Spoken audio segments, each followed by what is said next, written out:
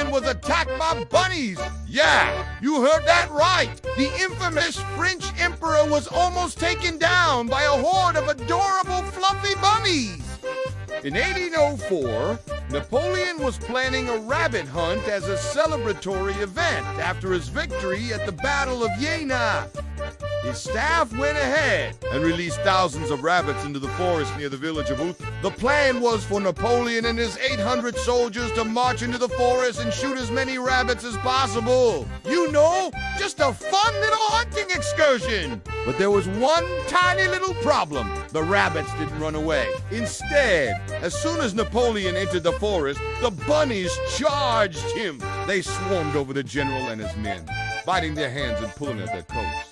It was total chaos! And to make matters worse, the rabbits seemed to be completely feared. As the men stood there getting mauled by bunnies, it became clear that something was very wrong.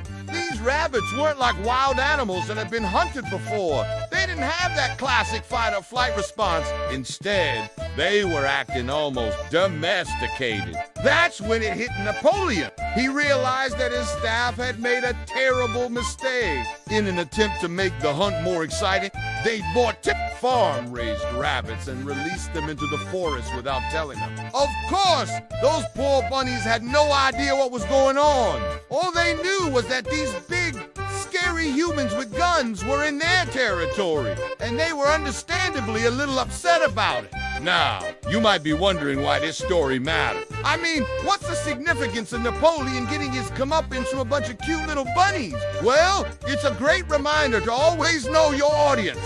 If you're going to release thousands of animals into a forest, you got to make sure they're not going to be, super scared and aggressive. Otherwise, you might end up with a bunch of angry mobs on your hands. And I think that's a lesson we can all learn from. Thanks for watching.